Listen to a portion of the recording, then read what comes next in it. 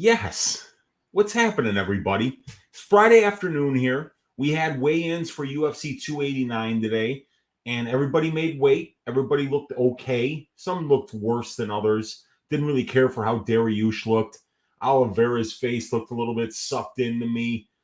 Evidently, Irene Aldana was having some weight cut problems, but I was excited to see Amanda Nunez get to the scale early and look pretty good up there. So yeah, very interesting weigh-in day today, but it looks like we haven't lost any fights. So we've got all our bullets in our gun. So let's shoot at the winning spots here and see if we can put together a greasy 4-leg parlay that cashes so that we cash 2 out of the last 3 of these things and get on a little bit of a roll. Because last week, missing 1 leg of a parlay is like missing all 4. So it's kind of funny when you miss all 4 legs of a parlay. And that's exactly what we did last week. We started off with the over 2.5 rounds for Arlovsky versus Mays. And yes, Andrei Arlovsky is officially washed if you're getting knocked out by Dante Mays. So hopefully Andrei retires. Dude, nobody cares about his fights already. I haven't heard anybody talk about his fights in so long. Nobody cares anymore. So you're 44 years old. Just stop it. Just stop. Nobody wants to see this dude fight anymore. And then the second leg was the Abubakar Nurmagomedov money line. He lost that fight by split decision. The third leg was the Pineda Caceres fight doesn't go to decision. I don't know how that didn't hit, but it didn't. And then we had the main event fight doesn't go to decision between Albazi and Kara France. And close choke there for Albazi in round 3. But other than that, they threw down. It was a good, active fight, but no finishes. So we've got our bad one out of the way now. It's almost impossible to miss all 4 legs. So now I'm looking to come in hot. I'm looking to cash this next one, make it 2 out of the last 3, 8 out of the last 12 picks correct, but still we cash 2 out of 3. Very difficult to do that. So I want to do it this time, though, because that would be a great way to respond from what happened last week. So let's get right into it. Let's start talking about leg number 1 here, which is going to be the Kyle Nelson versus Blake Bilder fight starts round 3. Yes, we're going to have the fight starting round 3. That's what we're betting. Let me share my screen with you guys here. Percent. And there we go. So right now I've got the prop template up here, which is available on my Patreon. And we're looking at the fight starts round 3 here for Nelson versus Bilder. So we could see that that's a 52.38% implied probability at minus 110 right now. These fights, featherweight fights, do start round 3, 65.3% of the time. That's almost a 13% difference. These guys have started round 3 in their 7 combined UFC fights 5 times. That's 71.43%, a 19% difference between that and the implied probability of the line. And these guys are starting round 3 at a bigger rate than what the division does. So we've got savings here, savings here, and savings here. We call that a trifecta bet. This is a very cheaply priced line. And I really don't see Nelson or Bilder getting an early finish in this spot. I think both of these guys are going to kind of grind it out a lot on the fence, maybe a little bit on the ground. And I think it's going to coast the decision here. So I do like this one at minus 110. The prop template loves it. And stylistically, I think it's a great spot. So let's get our DraftKings up here. And what we're going to do is we're going to go up here to the MMA betting to the round props. And we're going to go to start round X over here. And we can see that the fight to start round 3 is at minus 110 here. And we're going to say yes to that. So that is leg 1. Leg 2 is going to be the Mike Malott versus Adam Fugitt fight doesn't start round 3, minus 200. So we can actually just scroll right down here because we're already on the right page. And the fight to start round 3 right here, yes, plus 150, no, minus 200. We're going to put that one there for minus 200. And Mike Malott, we can see right here The fight doesn't start round 3. Mike Malott, in his 8 fights outside the UFC, only got out of the first round once, and that fight wound up being a draw. Mike Mallott's fights have all finished actually in round number 1, the ones that have finished here. Both of them in the UFC, and 7 out of 8 outside the UFC. So 9 of his 10 professional fights have finished in round 1. And with Fugitt, it's 2 of 9 outside and 1 of 2. But in terms of fight doesn't start round 3, it's 6 of 9 and 1 of 2. So it's 7 of 11 for Fugitt. This is a fight that I see as being very violent. Mike Malott, not the best striking defense, so I can see Fugitt landing big shots early potentially and getting a knockout. Also, Malott's a very, very opportunistic submission grappler. So if Fugitt gets sloppy on a shot, he could wind up in a guillotine. Malott could get a takedown of his own and work for a submission like he got that arm triangle against Johan Leoness. So I do see a lot of different ways that this fight finishes. I think the under 1.5 is also a very good look at minus 120. But I want those extra couple minutes just in case, Fugitt really puts a pace on this dude and breaks Malott late in the second round. So that is going to be leg number 2 here. Leg number 3 is going to be Uncle Weezy's ass shaving of the week, the plus money ass shaving of the week. I'm giving you the former champion, a man coming off a recent 11-fight win streak in Charles Dubronx Oliveira.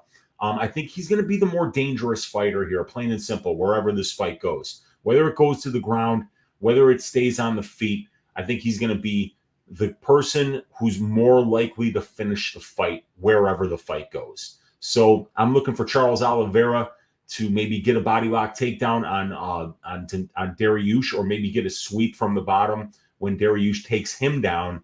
And I'm looking for him to try to get to Dariush's back and get a rear naked choke finish, whether it's standing or whether it's on the mat somehow. I'm looking for him to win via second round submission. Excuse me, I had to cough there. Let me get a sip of water.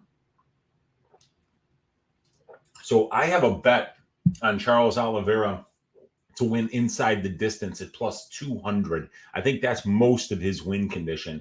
But here we're not going to get that cheeky. We're just going to give you the plus money number here at plus 120. And that will be leg number 3 of this parlay. So now we've got those first 2 legs. We're going to go back here to fight lines.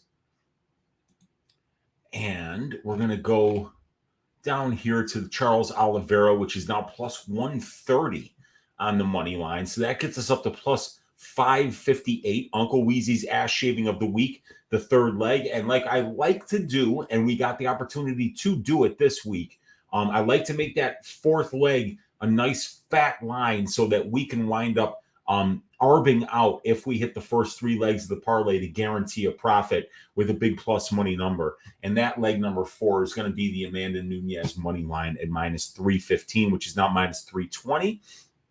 So I like the way Nunez looked on the scale. It looks like she's ready to go. I think she's better than Irene Aldana everywhere.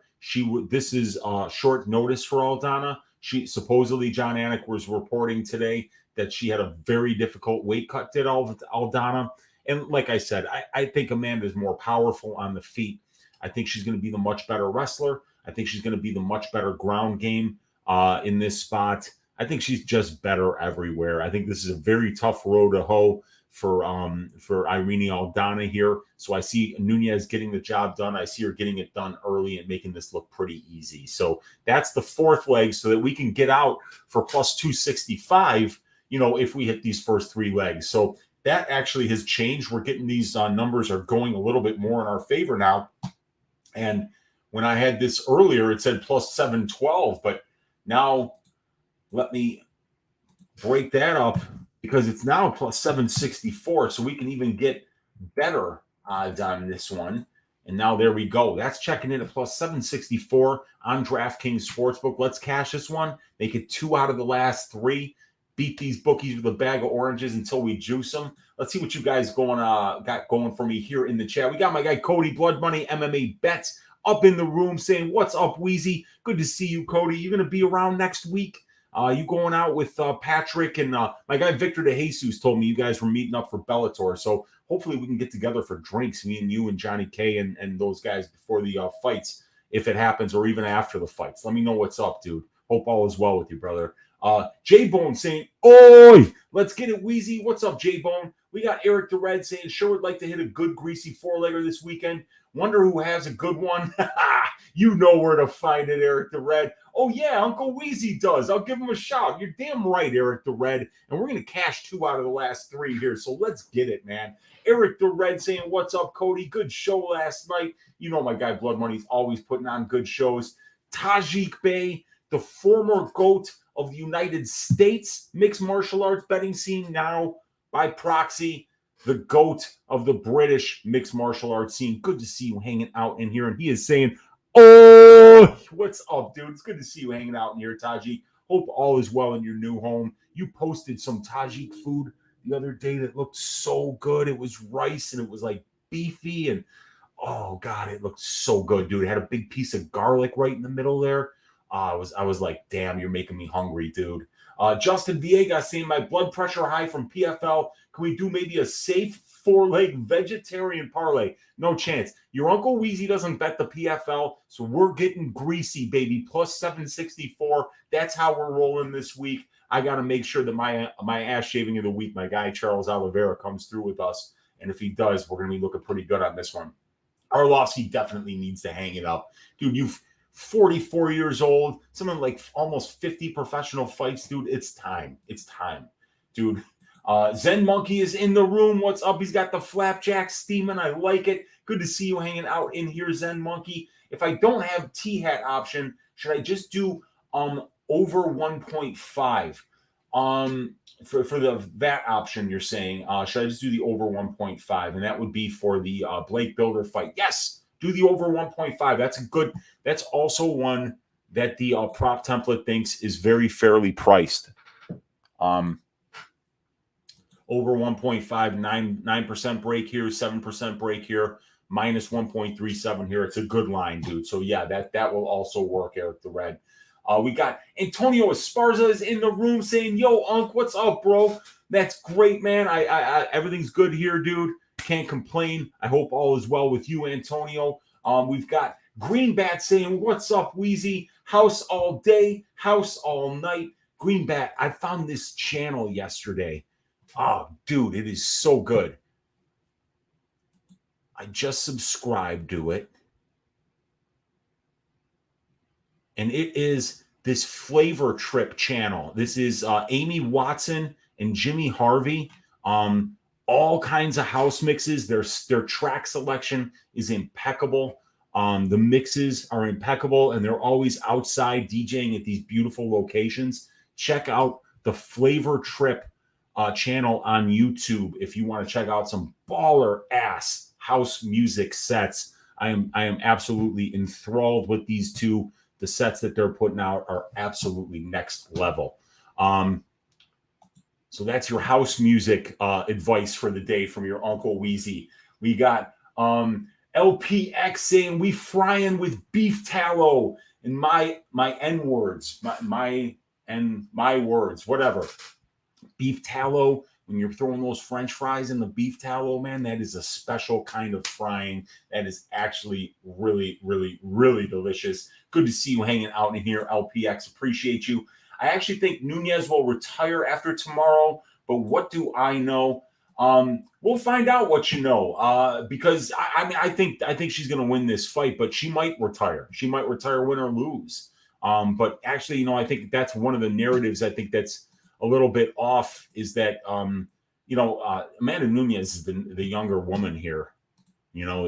Everyone's talking about how she's old. Well, Irene Aldana is 2 months older than Amanda Nunez is. So if you think Nunez is close to the end, could be the same thing for Aldana. Bailey is in the room saying, oi! And we got him saying, love Du Bronx. I'm right there with you. Let's get it, man.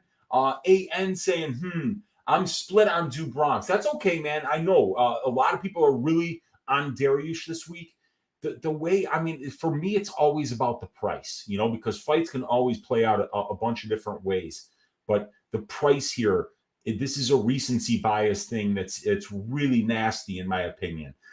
Beneil Dariush was just plus 170 against Mateusz Gamrot. I mean, Mateusz Gamrot was minus 200 over Beneil Dariush, and he gets that win. And now all of a sudden he's a minus 150, minus 160 over the former champion Dubronx. You know, another guy who's younger, who's actually been fighting the better guys recently. You know, I just think it's the price on this is a little bit ridiculous. I think Oliveira should absolutely be the favorite, so that's why I'm on it. But that fight can play out in a bunch of different ways. I can't wait for that fight. It's the highest level fight on the card by a country mile. Yeah, dude, check that channel out. It's good. Amy Watson's really good, and so is the other dude. What's his name? Jimmy Harvey. Jimmy Harvey, another really good DJ there. Okay. Bailey said, in my opinion, if you're not a Russian wrestler, you probably don't have enough tools to beat Oliveira. Dubronx is indeed different, and yeah, and he's so aggressive. I love how aggressive he is, how much he pressures. We got Antonio Esparza. Do you honestly think Dariush is better than Dubronx on the ground? No, I don't think that. But I think that Dariush is the better minute winner. Like if we look at the numbers here, Dubronx is so opportunistic with his submission game off of his back. He gets to your back, but he's actually losing he only wins 48% of the control time positions, while Dariush wins 82%. So while I think that Oliveira, when the fight gets to the ground, is the more active and more opportunistic submission grappler, Beneil Dariush is the better minute winner. And I think that that's Beneil's best path for this fight, is to win the minutes with the wrestling and the top control to avoid the submission game of Charles Oliveira and win minutes being on top, landing ground and pound. Because when it's on the feet, a ton of people have a lot of problems dealing with Charles's pressure. George Ray Pro saying, "Oi, loved story time on Just a Tip this week. Keep the 10 out of 10 content coming." Look, I appreciate you, George. Yeah, man, I love telling love telling stories for you guys. Whenever I remember good ones from my past, I always write down the ideas and make sure that you guys hear about it. And had a good baseball story from this week. I hope you guys liked it. And I've got a bet with my guy Gogo Flamingo, where he says that if Oliveira gets finished by Dariush, I have to tell 2 story times with Uncle Weezy on Ask Weezy next week. So be looking out for them. If Dubronx does not get the job done in this greasy 4-leg parlay crashes, I'm gonna have to be telling 2 stories next week. So Justin Villegas saying, "Good luck, everyone," and a much love, Uncle Weezy. Appreciate you, Justin. Thanks for checking out, brother. We got Bananas and Grapes in here saying, "Hello, Uncle Weezy. Good vibes. Thank you for hanging out." Bailey saying, "Charles, round sub props are insane to me. I threw $20 on round 1 sub, round 2 sub, round 3 sub, plus 1,200, plus 1,800, plus 1,400. Like, come on. He's winning like that 22 out of 31 or something like that by sub." Yeah, absolutely, man. There's no doubt about it, dude. The guy is the all-time submission leader in the UFC, so he can submit anybody, except for Islam Makhachev. Nobody's submitting that dude. Bailey Love, what's up, dude? Oh, Bananas and Grapes says. Antonio Esparza says, "What's the one bet you place that you aren't really confident in, but bet it because of the number?" So most recently, I wasn't really that confident that Daniel Rodriguez was going to beat Ian Gary, but because of the number that it was at, they were giving him like about a 30% chance to win the fight, and he was the more experienced guy. He had fought the better brand of competition. He had the much better distance striking numbers in comparison to Gary at the UFC level against a much higher level of competition. So sometimes you think you don't necessarily think that the fighter's gonna win, 40 out of 50 or 40 out of 100 times, 50 out of 100 times. But when they're giving you this 28% number, you only need to think that they win 35 times. So you're going to make that bet hoping that if you make 10 of those bets, you're going to cash 3 or 4 of them and come out ahead in the long run. But, sometimes you're going to make bets just based on the number, but you're not going to be like entirely confident that the person's going to flat out win the fight. You're just saying they win it 3 out of 10 times and they're giving me plus 400. So I'm going to take it. And that's what I did with Naimov last week. You know, it wasn't that I thought Naimov was going to go out there and starch Malarkey like he did, but, you know, you're giving me plus 400 on a guy with a pulse against Jamie Malarkey, who's just okay. I have to take that bet, and I will cash that bet, hopefully 2, 3 out of 10 times, so that I'm at least breaking even or making a little bit of money.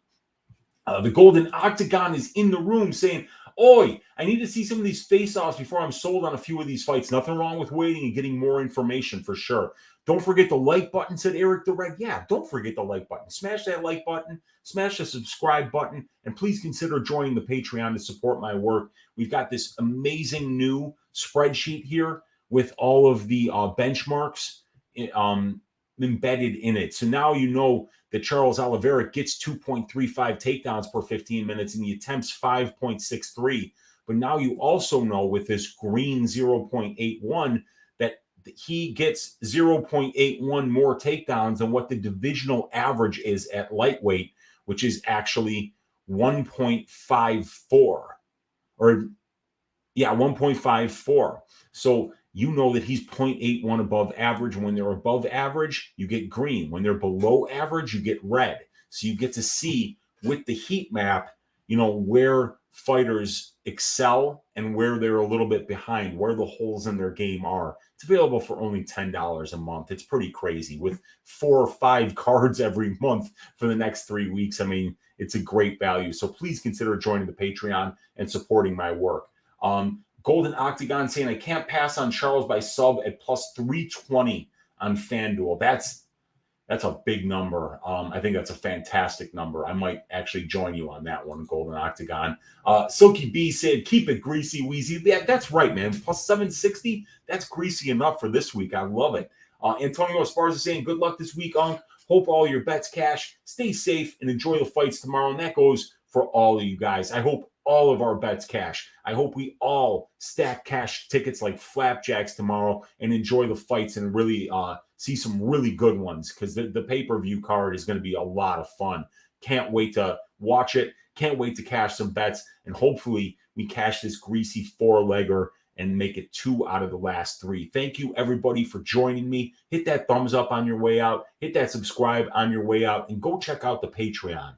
Do that, because that's how you support this work, to make sure that I keep showing up every week to do all this free content on YouTube. Appreciate each and every one of you. God bless each and every one of you. No exceptions. And we will see you tomorrow for the fights. I'll probably be joining the Pub Sports Radio Cats on their live stream. So check that out. And let's stack them high for UFC 289.